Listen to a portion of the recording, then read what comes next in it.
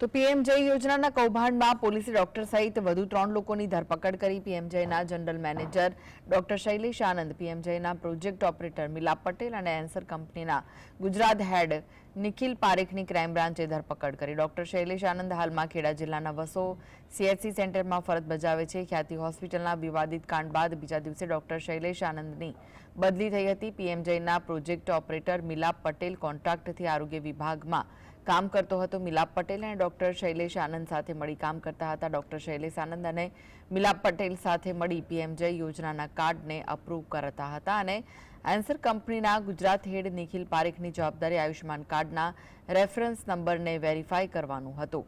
નિખિલ તેના master ID અન્ય લોકોને આપી રૂપિયા મેળવતો હતો। આ પ્રકરણમાં આરોગ્ય વિભાગના અન્ય 2 શંકાસ્પદ કર્મચારીઓની પૂછપરછ ચાલુ છે। 10 દિવસ પહેલા ખોટી રીતે આયુષ્માન કાર્ડ કાઢી આપતી ગેંગ પકડાઈ હતી।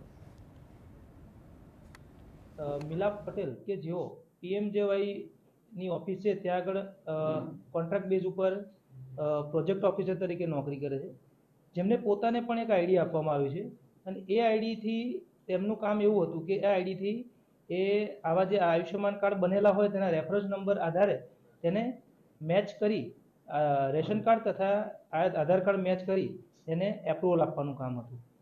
તો નિમેશ ડોડિયા અને આ મિલાપ પટેલ બંને એક જ ગ્રુપ કે જે ગ્રુપ આવું રેફરન્સ આધારે એપ્રુવલ આપવા માટે બનેલું એવા ગ્રુપમાં જોઈન થયેલા।